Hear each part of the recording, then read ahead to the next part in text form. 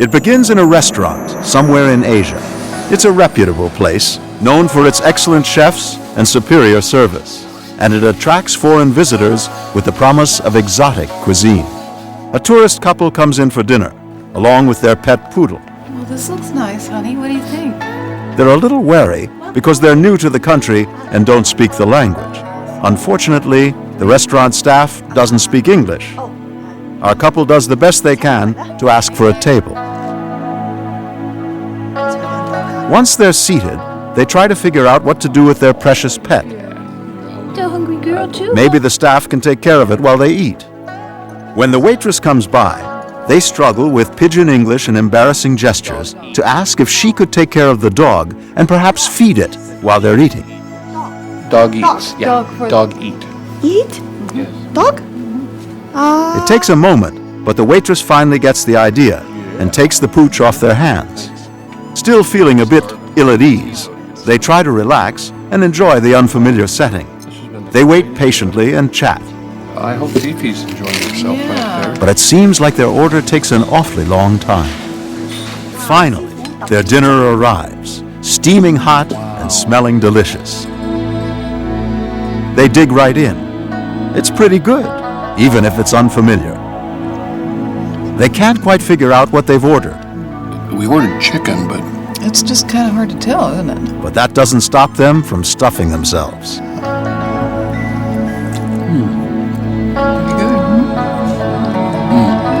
Sweet. this is probably some of the best meat I've ever had. Oh, that was so good.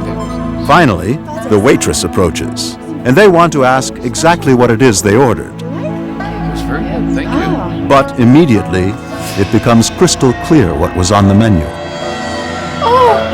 Their waitress got the order very wrong.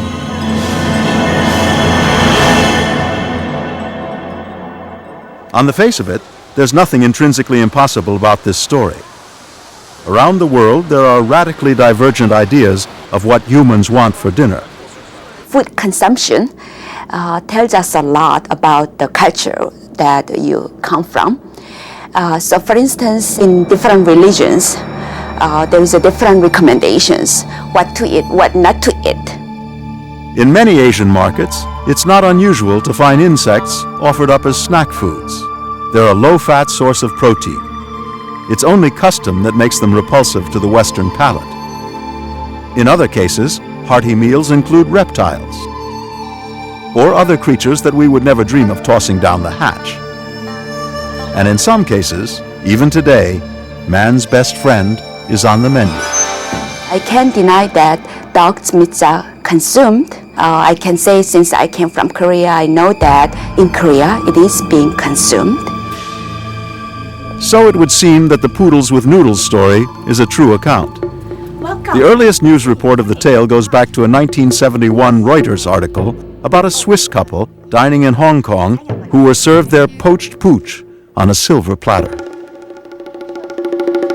The story is usually set in Asia or some other place considered exotic to dog-loving Westerners.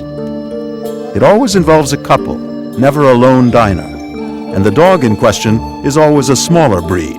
No one ever serves up a Great Dane. The legend survives because of its shock value, the horrifying idea that we could accidentally make a meal out of what many Westerners regard as a member of the family. In fact, in recent years, everyone from animal rights activists to doggy daycare centers have elevated our canine companions to almost human status. Let me give you your report card. Okay, honey. Hey, sweetheart. Thank you so much. And we'll see you tomorrow, Beth. See you tomorrow. Okay, Bye-bye. honey. Bye. Bye, Winnie. I love children, and I love the concept of taking care of children when their parents are away during the day and giving them a great environment and nurturing. And it occurred to me that dogs need the same thing. The dogs are very social, and they actually have little friends that they like better than other ones. It's this humanization of canines that makes the legend memorable. How could you eat a creature that you treat like this? They do get walked 3 times a day. So we've tried to do some arts and crafts. Oh, Cornelius, that came out great. Mommy's gonna love that. That is so cute. Then we do have a rest period in the afternoon. We use the environmental sounds, which are soothing and calming. Mostly they like the babbling brook with the crickets.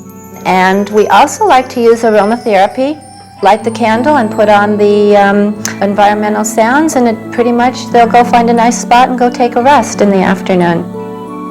For these folks, having dog for dinner would be like eating a child. Okay, bye-bye. Bye, have a good evening. We'll Yeah. see you in the morning. Thank you, Robin. Bye-bye. Bye-bye. So while materially strapped Asian cultures have long seen dogs as unproductive, Americans and Europeans often treat their precious pets better than they do their fellow man.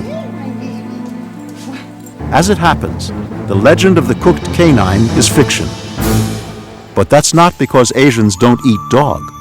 In places like China and Korea, they do. But in those cases, restaurants supply their own meat. They don't operate by bring your own Bowser. And as with anyone who owns a bunny rabbit, Asians make a clear distinction between animals meant for food and those they keep as pets. So why then does the story persist? In some senses, that smacks of really racism, our lack of knowledge about other cultures, that leads to fear for the stranger. Dealing with strange food on the road is a challenge, but not as much a challenge as dealing with your grandmother's corpse.